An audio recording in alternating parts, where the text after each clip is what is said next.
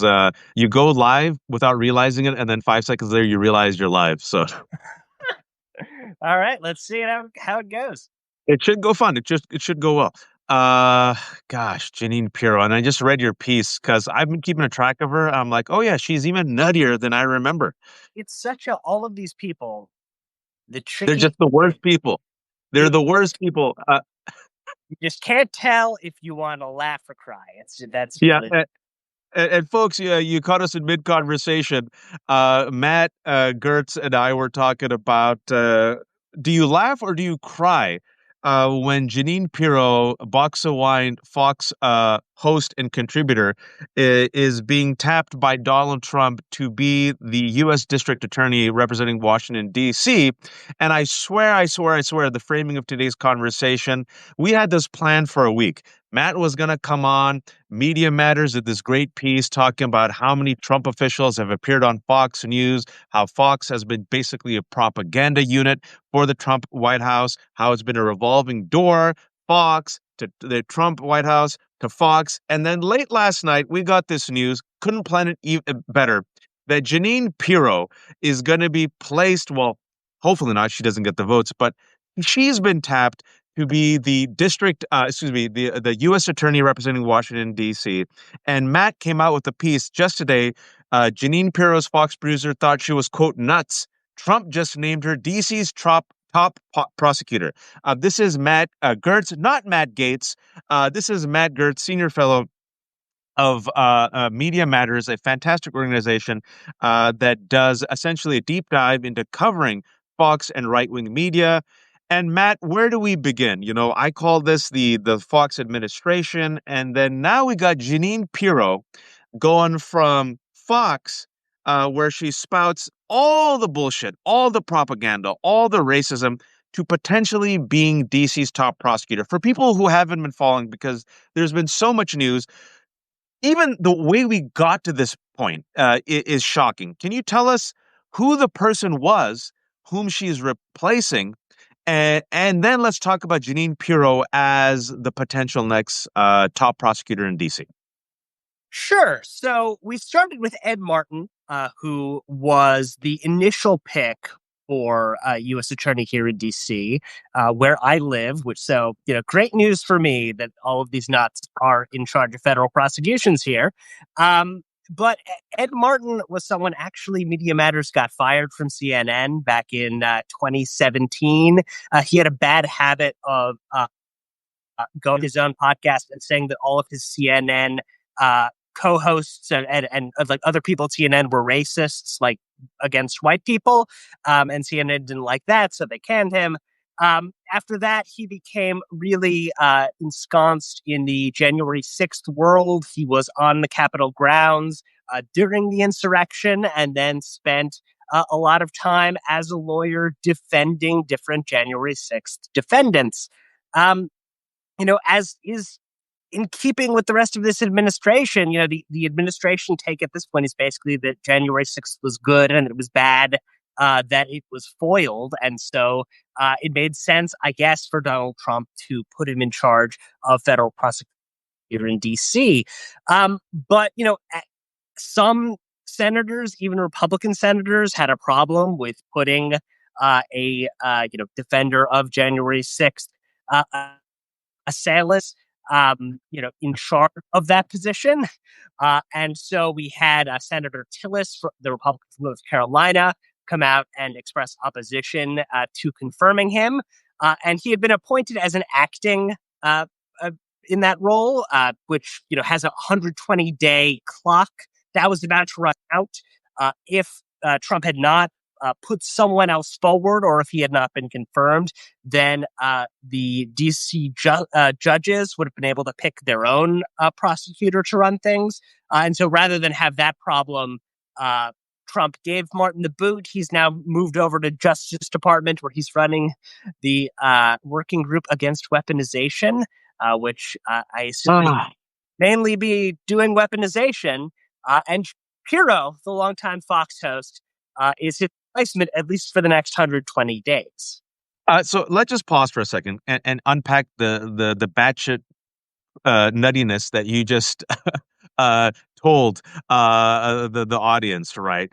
Ed Martin was so extreme, right, that he was not prosecuting the violent insurrectionists. He was defending them, right? This is a man who Donald Trump picked to be the top prosecutor in Washington, D.C. On January 6th, violent insurrectionists incited by Donald Trump attacked the U.S. Capitol, attacked cops, some of them with violent backgrounds, smeared shit in the U.S. Capitol. Some of them came with weapons to literally assassinate Nancy Pelosi and Mike Pence. All 1,600 of them have been pardoned by Donald Trump. Donald Trump in March said he's open to compensating them. And Ed Martin, who wanted to be the top prosecutor, said, yes, these are heroes, freedom fighters. These are the people I want to defend. Also, throwing his own colleagues under the bus, a step too far, even for Republican senators. And like you said, Tom Tillis found a rare spine and came out and said, yeah, Washington, D.C.'s top prosecutor can't be this guy. So Donald Trump says, fine, fine, fine. I don't have the votes for this freak. Let me find someone freakier and get Jeanine Pirro. And I'm going to link to the article that you wrote that came out today. Let's talk about Jeanine Pirro. Now, I told you right before we pressed live that I've been following her career because I've been following the racist stuff she said, right? Against Ilhan Omar, against Muslims, against immigrants, the propaganda that she's done. But she is truly frightening. I mean, she's so frightening, as you mentioned in your piece, that a Fox producer said, and I quote, she's nuts. Why is she quote unquote nuts, man? So many Yeah, reasons. you notice that he had to take a huge inhale. Matt had to go, here we go.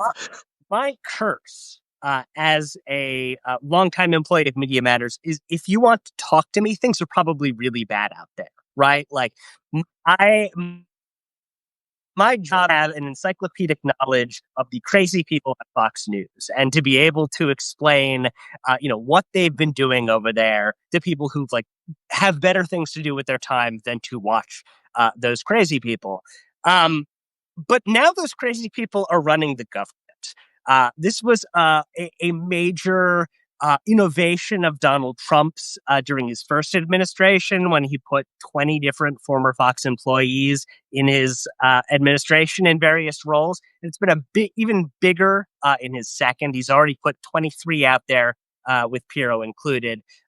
The Secretary of Defense was previously the co-host of Fox and Friends' Weekend Edition. The Secretary of Transportation was a Fox Business host, and now the Newark radar systems are going down. Things are going great.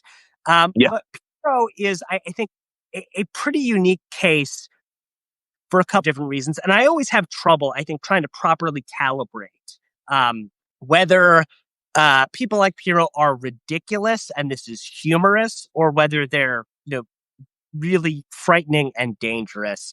So I'll just lay it all out. So Please. I'm totally unqualified for this position, right? Like, she was a district attorney in New York, but that was 2 decades ago, and has since been, a Fox News talking head doing what Fox News talking heads do, which is pushing conspiracy theories, pushing bigotry, and pushing sycophancy for Donald Trump. On the bigotry angle, we've already talked about Ilhan Omar, who she somehow said something so bigoted that she got suspended from Fox News for it. That's really hard. Like, they took I remember it was because she said because Ilhan Omar wears the hijab that this is a sign that she's going to implement Sharia. And a few years ago, Fox was like, that's a bit too much even for us. Let's give her a vacation for a week. Yeah, they took her off the air for 2 weeks. She later admitted on a live mic with Sebastian Gorka, who is now also in the Trump administration, that had been a formal suspension for her. So that's part of a long career of anti-Muslim bigotry. She said that we need to have a conversation about the surveillance of mosques, which is now, I think, something that DC Muslims should worry about. Mm. It's the sort of thing that is very attractive to Fox's audience. They want this sort of red meat bigotry. But the idea of someone like her having real power over, Justice Department operations is pretty unnerving. You met the her executive producer, who referred to her as nuts and as a reckless maniac. I think it was. Wow. This dates back to late 2020 after the election. Mm. As you remember, Donald Trump was running around saying that the election had been rigged, that it had been stolen from him through widespread voter fraud that did not exist. But at Fox, even at Fox, they were worried about what Jeanine Pirro might do with that if she got on the air. They took her off air for the first weekend after the election. The executive who ran weekend programming said, I just don't trust her to be responsible. She's just going to run with all these conspiracy theories. And we have a lot of insight into this period of time inside Fox News because of the Dominion voting system's lawsuit. That's an election company that sued Fox News for billions of dollars because the network had smeared the company and said that it had been involved in flipping votes to force Donald Trump to lose. Pierre was a huge part of that. She was pushing all those lies. She was pushing all those conspiracy theories. And you can see the back and forth in the Dominion filings between Fox's executive producer, who is trying to keep her on the straight and narrow somehow, but is saying, look, she wants to push all these conspiracy theories, and the executive running the division is basically resigned to the fact that Fox just doesn't want to do anything to stop her. And that's the sort of person we're dealing with, someone who is just really, really willing to get on board with any batshit conspiracy theory you could possibly imagine, if it's something that some way rebounds to Donald Trump's benefit. Yeah, so it's a sycophant, it's a true believer, a cult member, a Trump apologist, a racist, a person who willingly, voluntarily platforms and promotes the worst folks and the worst conspiracy theories, now being tapped by Donald Trump to be Washington, D.C.'s top prosecutor, not prosecuting, white supremacists, not prosecuting January 6th violent insurrectionists. But if you can, and you tease us out, let's connect the dots. And I'm going to use some other examples of Fox hosts, right? Suppose she gets the job, Matt, and you're in DC. I'm here in Virginia. Who's she going to go after? Well, again, this is where we run into the comical versus terrifying dichotomy, right? Because on the one hand, the hope would be she's so incompetent that she won't be able to really get any done. That's the best case scenario. And frankly, as a DC resident, that's pretty bad for me as it is, because I don't know if a lot of people know this, but in DC, because we're not a state, we do not have any independent prosecutors. All prosecutions in the District of Columbia for murder and robbery and the whole run of crimes, that all goes through the U.S. Attorney's Office. So if we have a series of crackpots running that office and all the prosecutors leave, we can't get crimes prosecuted here, which will, I think, become somewhat of a problem. And again, this is the best case scenario. The darker scenarios are basically that, Donald Trump would like to have an authoritarian Justice Department. He's been very clear that he thinks that the job of the Justice Department is to defend his personal interests, to protect him from investigations, to protect his associates from investigations, and to go after his political opponents. He just could not be clearer about this. Just today, he was doing a Truth Social post complaining about MSNBC's coverage and saying that federal agencies should take a look at its tax status, that somehow these are election crimes. He does this all the time, but he needs people to execute those Truth Social rants and turn them into real investigations. And I think the fear is that Jeanine Pirro is someone who certainly would want to do this. If you look at her commentary during Trump's first administration, it's filled with claims that the Justice Department at the time wasn't doing enough to protect Donald Trump, that Mm. Mueller's investigation needed to be thrown out, that if then Attorney General Jeff Sessions wouldn't do that, that he needed to resign, that FBI Director Christopher Wray needed to get out of the way because he was also not on board with Trump's team. And this was just a fixture of her rhetoric. Um, and that they needed to do more to prosecute Trump's enemies, often based on crazy conspiracy theories. She wanted a cleansing of the Well, Justice Department and FBI of people who she said needed to be let out in handcuffs. She, at one point, and I had forgotten this myself until I went back to the record on this, but she at one point got the Justice Department to launch an investigation into Hillary Clinton and her work as Secretary of State by going to the White House, having a meeting with Donald Trump, reaming out Jeff Sessions, and basically like forcing them all to get this investigation into the so-called Uranium One conspiracy theory. oh yeah, I remember that one. Right. So that got assigned to a U.S. attorney. I think Jeff Sessions basically killed it by giving it to someone who was like broadly competent and would recognize this was all nonsense. So it went to this U.S. attorney. He looked into it for 2 years. They closed it. There were no charges because it was all bullshit.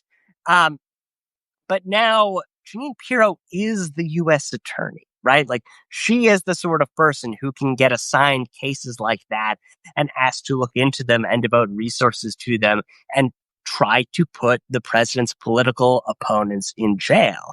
That's something that she has said very clearly that she would like to do. And it's really a question of like how far she can actually get.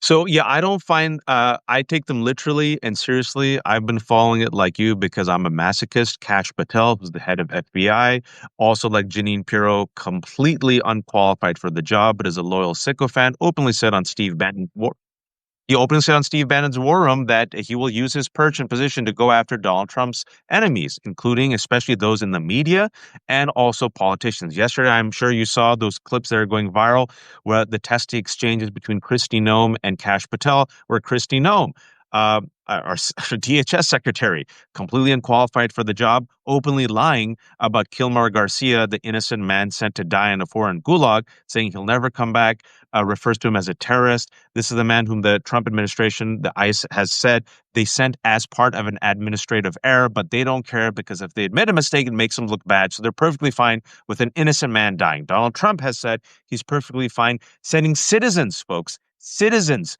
to El Salvador. And this week they said, oh, yeah, we're going to send prisoners to Libya. Libya, which is with a war-torn country with two governments, and that both governments of Libya said, no, we haven't agreed to this. So they're perfectly fine sending legal immigrants, citizens. They arrested, thank God, some good news today. Rumeysa Öztürk, the Turkish grad student, was just released by a judge. The judge really called out the Trump administration, saying there's literally no crime here. The only crime, alleged crime that you have cited is her writing an op-ed in a Tufts newspaper. They kidnapped her off the street and sent her thousands of miles away to be detained in Louisiana for 2 months for writing an op-ed. And we've had Donald Trump openly say before he was elected that he's open to unleashing the military and National Guard on the enemies from within. And that's Hitler's quote. And the enemies so far, what we've seen, Matt, it includes the press, includes politicians, includes anyone who criticizes Donald Trump, includes immigrants, includes legal immigrants. And he's also going after 60 Minutes. Today he's going after MSNBC. So you have to kind of connect the dots for folks, right? 'Cause this is something that you could say, oh my God, this is so silly. This is so wild. This is outrageous. It is also dangerous. It is dangerous for our democracy, our civil liberties, our rights, and our freedoms when a complete nut, not my word, not Matt's words, a Fox producer, Jeanine Pirro's own producer, says, yeah, she's a nut. If she becomes DC's top prosecutor, they ain't going to prosecute crimes. They're going to prosecute all of Trump's enemies and anyone who's against this regime. You've been following this for a while. It isn't just Jeanine Pirro, folks. For those who are just joining us, welcome. Matt and I were planning to talk a week ago. And just last night, it's like proof. Here's the heavens giving us the proof that we're not nutty. We were talking about this turnstile. between Fox News and the Trump administration. Can you tell the folks how many people from Fox News are currently in the Trump administration? Yeah, it is currently 23 people. Uh, Wow. and that's, all levels, mainly higher levels of government. I mean, the defense secretary is a former Fox News host. The director of national intelligence is a former Fox News contributor. The Oh, yeah, deputy Chelsea, I forgot. You're right. the deputy director of the FBI is Dan Bongino somehow, and who was a longtime Fox contributor and Fox host. So, I mean, basically, the way I think we have to look at this is um, Donald Trump tried with sort of limited success to turn the United States into an authoritarian country in his first term. He was stymied in a lot of areas uh, by the people that he had appointed to run the Justice Department, to run the FBI, to run the Department of Defense. These were people who were certainly conservative Republicans, but were not fully Trumpified. What he's said while he was running for president was that his biggest regret Mm. was that he had picked the wrong people to run his government, that he had gotten a lot of advice from Republicans about who to appoint, and that he had made mistakes with some of his picks. Um, and he's trying very hard not to make those mistakes. He's trying to pick people who are personally loyal to him above everything else. They may lack anything resembling the traditional qualifications for the positions that they're serving in, but he knows that when he orders them to do something, they will do it, no matter how illegal it sounds, no matter how much of a threat to the constitutional order it could pose. He talked a lot in 2020 about possibly, wanting to impose posse comitatus and getting, the military on the streets to put down protests. That didn't happen because the defense secretary at the time was someone who would say no to him. Yep. I think the fear now is someone like Pete Hegseth will say yes. Yeah, and that's why he's in that position in the first place. Someone like Pam Bondi, who is not a Fox News personality as such, but someone who spent a ton of time on the network's airwaves talking about how much she loved Donald Trump, talking about he was right on all of these issues. And if she's in charge of the Justice Department now, one of the reasons that Trump's effort to overturn the 2020 election results didn't happen is because when he tried to get the Justice Department on his side to try to overturn results in different locations, they wouldn't do it. They wouldn't budge. But now he's got a new set of appointees at the Justice Department who he knows have that loyalty to him. Same at FBI, same with Pirro as U.S. Attorney. He's trying to both eliminate areas where he can be sort of attacked from within, and also trying to eliminate any possible power centers that could stymie anything he wants to do. Yeah, and I'm glad you mentioned the first administration because yes, they were extreme, they were right wing, but they actually had some fidelity to the rule of law and the Constitution. So even people who are hard right, like Mark Esper, he was the one that told Donald Trump, "Yeah, no, you can't shoot innocent, peaceful American protesters in the knee." There were people like General Kelly, right, who said, "Yeah, you can't do X, Y, and Z." General Mattis, right, he has none of that anymore, right? He has Jeanine Pirro, maybe. He's got Pete Hegseth, completely unqualified, literally exposing military data and secrets vis-a-vis Signalgate. He's got people like the secretary. I'm old enough to remember him as a member of the Real World. Now you got Secretary of Transportation Sean Duffy, right? And I'm glad you mentioned that. But as of today, folks, the economy is tanking, everything's going down, planes are going down as well. And in Newark, good luck to anyone who's flying out of Newark because for 90 seconds, yet again, They didn't have radar for 90 seconds at Newark Airport. So that's going great. But we're purging all the DEI hires, which means women and people of color, right? Replacing them all with the world's worst mediocre white folks and MAGA loyalists who are perfectly fine implementing authoritarian regime that keeps the boss, the golden calf, Donald Trump, happy. That is what is happening right now. And, let's talk about this revolving door, right? Because it isn't just Fox News auditions the next sycophant, or rather, people on Fox are auditioning for Donald Trump because they know he watches TV. That's all he does.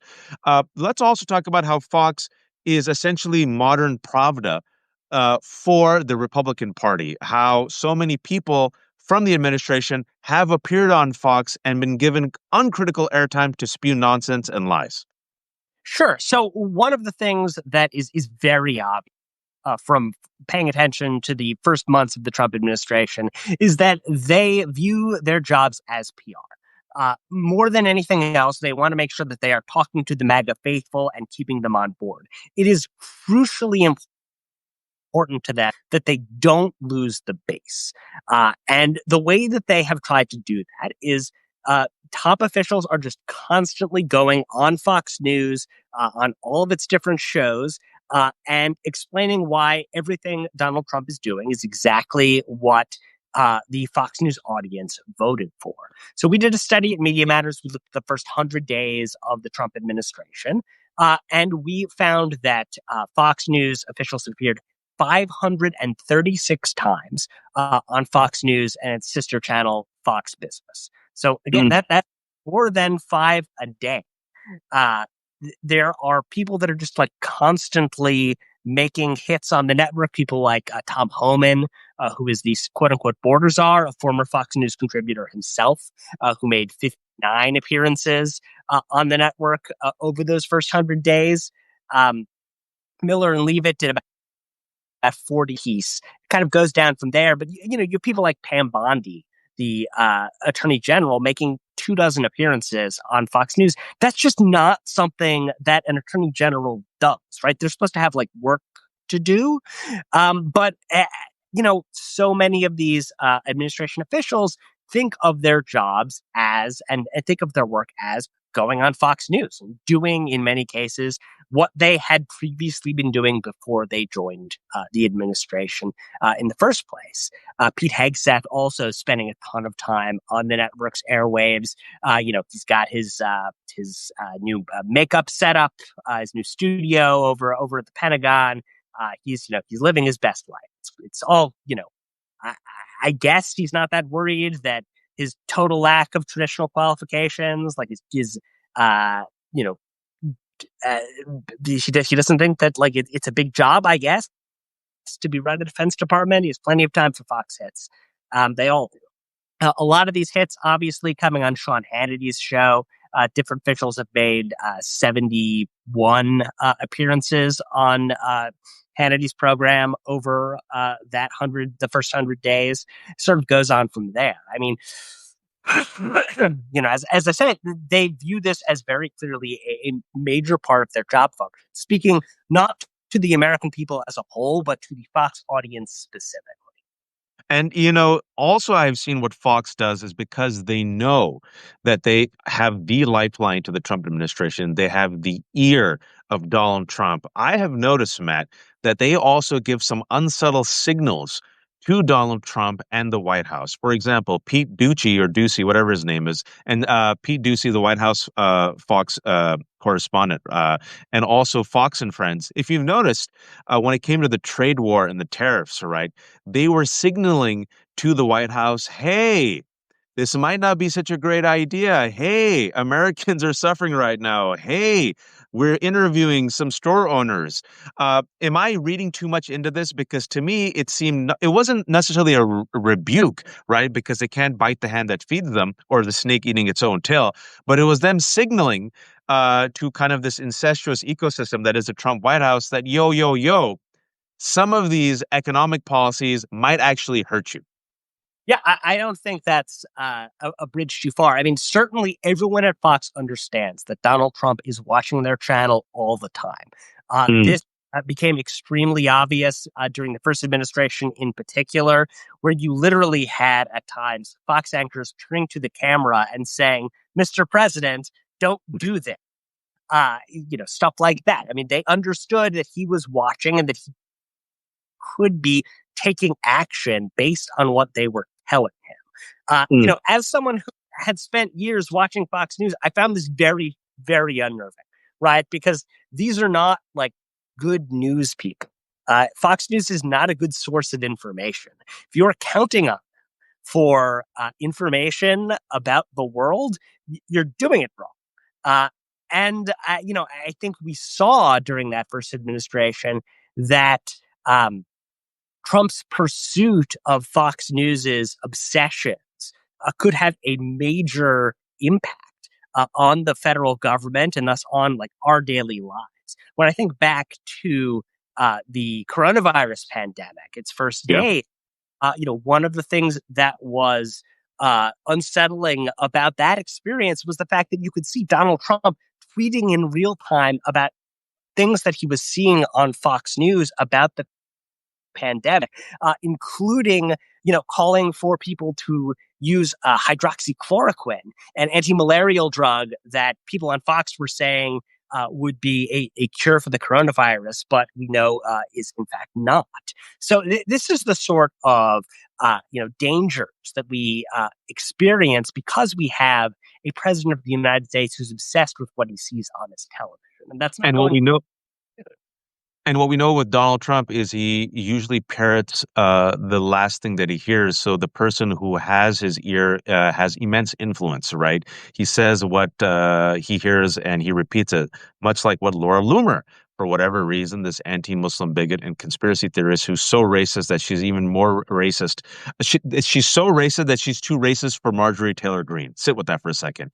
She has the ear of Donald Trump, right? So Fox has the ear of Donald Trump, and Fox is populated with all these propagandists and sycophants, right? He repeats not what he'll hear from his experts, but he'll repeat what he hears from Fox. It's like again the snake eating its own tail, and then the snake, eating the rest of us as well. I guess you could say. I have you here, Matt. So I want to ask you two questions because it's the first time we're talking, and you've been doing fantastic work with Media Matters. These two topics I want to touch in the next 10 minutes. The radicalization aspect of Fox, how Fox is critical to radicalizing about a third of our fellow Americans. Because what I've said for 10 years, being a fellow masochist like you, following the right wing, following the mainstreaming of right wing talking points, I've been, researching and writing about this for about 14 years, is I've said, Matt, I've been confident about this, and the numbers have proven this out, unfortunately, that in my lifetime, I think we've lost about 30% of Americans. And what I mean by that is no matter what you and I do, these people are living on Earth 3, right? No matter what we say, no matter what we do, they will believe what they want to believe, and I cannot win them over.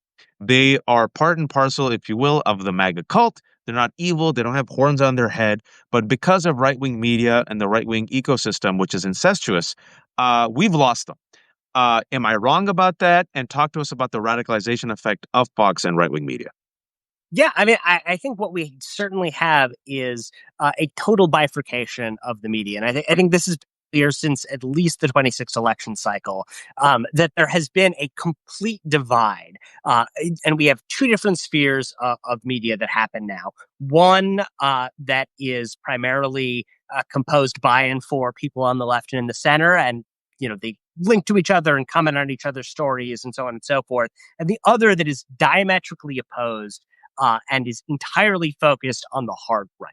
The center right has been basically wiped out of the media at this point. If you want center right news, like you can get it, but there's like 12 people doing it, and they're all very well paid. So good for them. But what we have is in that second sphere, in that hard right sphere, you have people who are getting up every day and they are listening to, reading, watching, only consuming news that is by and for that hard right perspective. That creates a lot of different incentives, right? Especially for the people who are creating that content. They know that the more extreme their message is, the more it will sell. They can inflame more people, get them coming back for more, get them angry and agitated and aggrieved towards people of color, towards other toward the other, whoever that may be, toward the left. And it's a one way ratchet, right? Where those uh, the incentives for those content creators, Fox News hosts, radio hosts, what have you, is to be more and more extreme and bring their audience further and further down a very dangerous path. We saw, I think, Tucker Carlson bring this to a really new level. He was taking stuff that had previously been really relegated to, the sort of white supremacist fever swamps, things like Yep. the Great Theory, and he was mainstreaming that to an audience of millions. And while he's no longer on the air at Fox News, at this point, the Great Replacement Theory is like the mainstream Republican understanding of immigration policy in this country. That's something that he was able to do because he had that Fox platform and because he's so. Other people on the right saw what he was doing and mimicked it and memed it and turned it into the mainstream right wing position.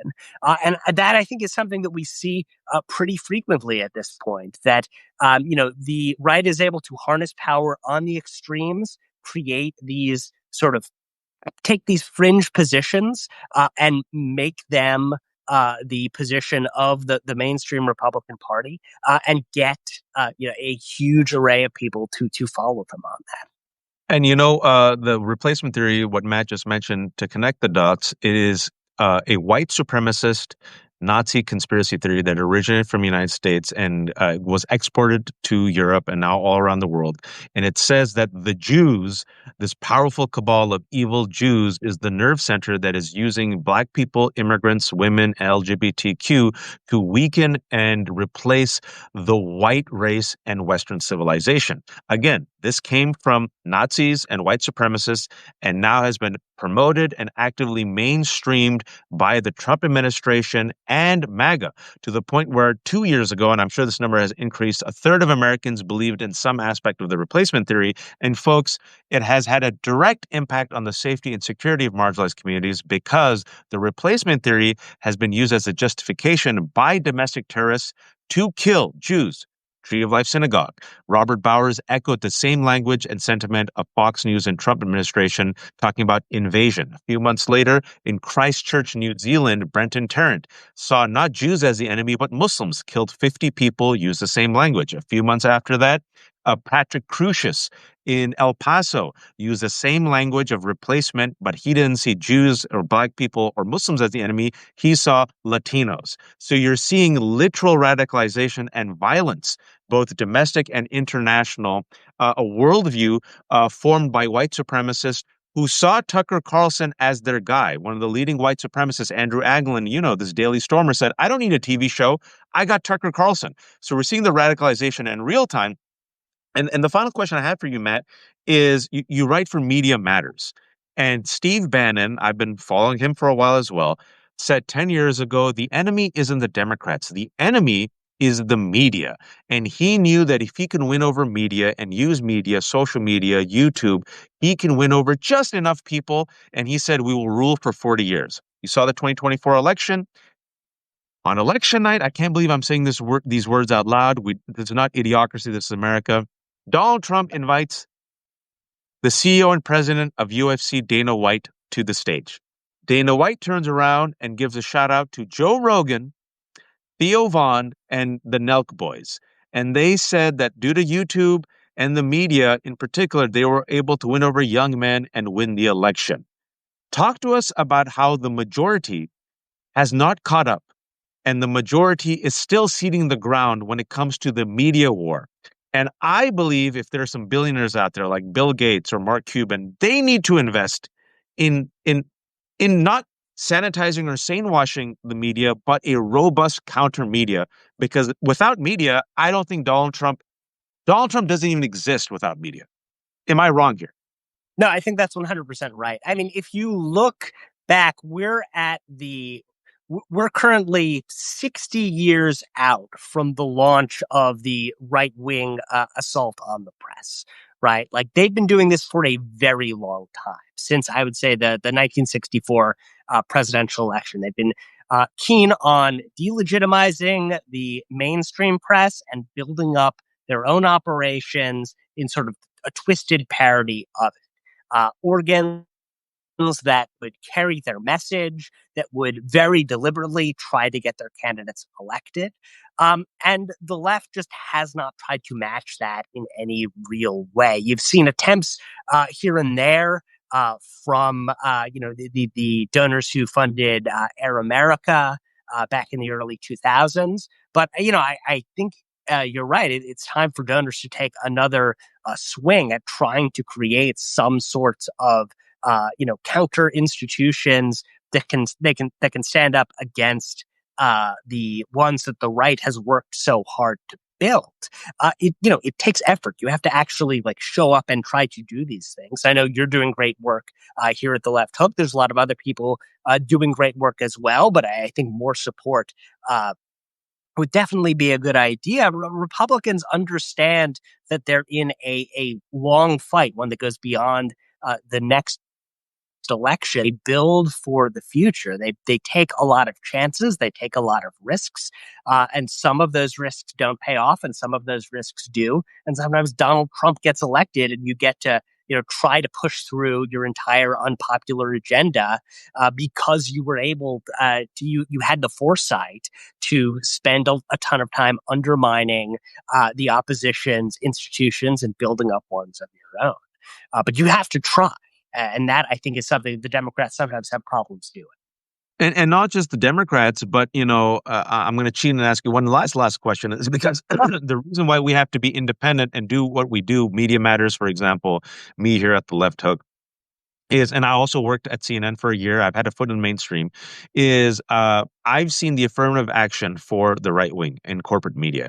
I give you Scott Jennings, right? They feel that they desperately have to sane wash, sanitize, and do a both sides. But I've never seen a both sides, especially with Donald Trump. I see fascism, and people are against fascism. Can you talk to us about how bending the knee, New York Times bending the knee, CNN bending the knee, ABC News bending the knee, hasn't worked?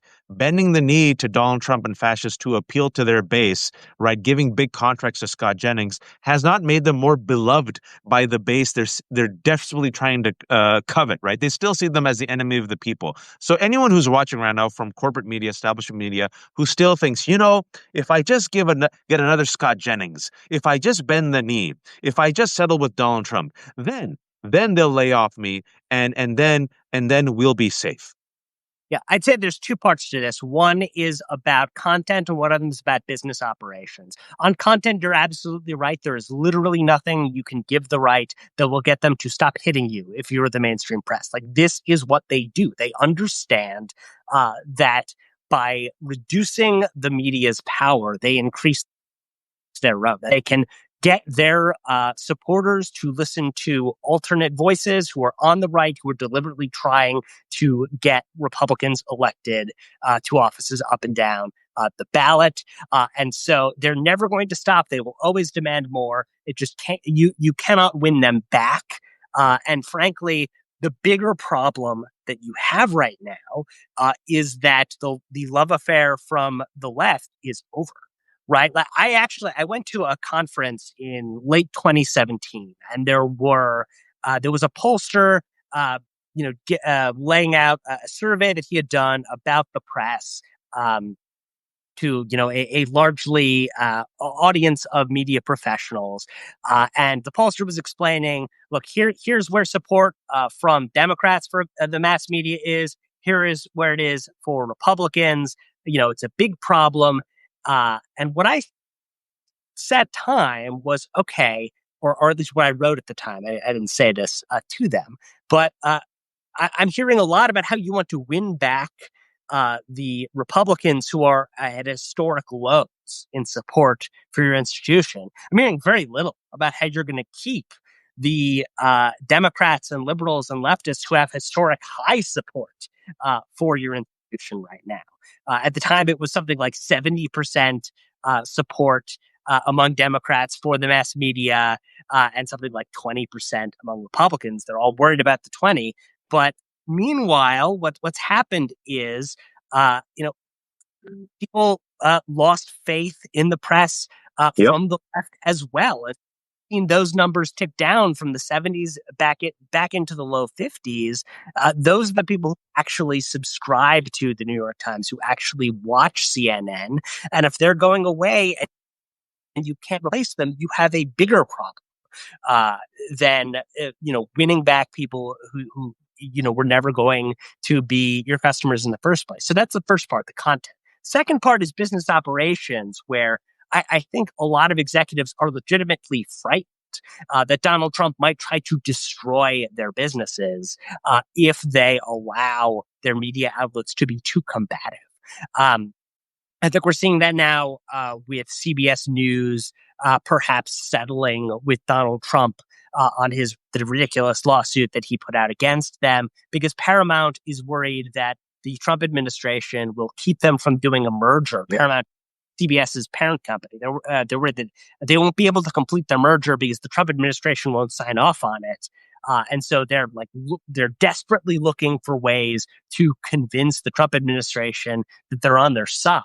This is the wrong way to respond. Absolutely. Absolutely. Because they will just demand more. They will not relent. In fact, what we saw during the first Trump administration, Trump tried to do the same thing to CNN, tried to block AT&T's merger, and AT&T just went to court and they won, because what Trump is doing is illegal and unconstitutional. And if you stand up to it, you can win. But if you back down, he's going to own you forever. And that, I think, is the huge mistake that a lot of these media institutions are making right now. Yeah, if you bend the knee to a fascist, just like the schoolyard bully, he'll come back for more and more and more. But if a few people stand up to the bully and punch him in the mouth, then the bully is exposed for the coward that he is. And every single institution that bent the knee to Donald Trump, look at what they make you give, to quote the Bourne Identity. Look at what they make you give. They still don't love you, and he still comes after you. And the few people now who are standing up to him, you expose them, right? And you realize, oh, he is weak, right? Canada stood up to him. I think the conclave stood up to him with this American Pope. That's my little theory there. You're seeing law firms stand up. So we need our media institutions that have repeatedly bent the knee. Will one of them finally stand up? I don't know. Remains to be seen. Matt, I kept you a bit longer because it's the first time we're talking. This is Matt Gertz, not Matt Gaetz. Poor Matt Gertz has been tagged for the past 4 years for all the sins of Matt Gaetz. This is not Matt Gaetz. This is Matt Gertz, senior fellow and writer for Media Matters. Media Matters is a vital resource. Please support it. Matt, shamelessly promote yourself. Yeah, you can follow me at all major social media accounts at Matt Gertz. I am collecting emails at Gertz Alerts on Substack, though I have yet to actually do anything with that. We'll see. Yeah, you can see my work at any time at MediaMatters.org, sometimes columns at MSNBC.com. Thanks so much for having me here with you today. And folks who joined us a bit late, don't worry. In about an hour or so, we're going to have the full conversation out on the left hook, so you'll be able to watch it. Please do. Matt has a really important piece out today on Jeanine Pirro, who Trump has tapped to be DC's top prosecutor, and this revolving door between Fox and the White House. This incestuous, radicalized circle of sycophants and individuals who are completely willing to throw their own dignity and democracy and rule of law under the bus for the sake of Donald Trump and their own career advancement.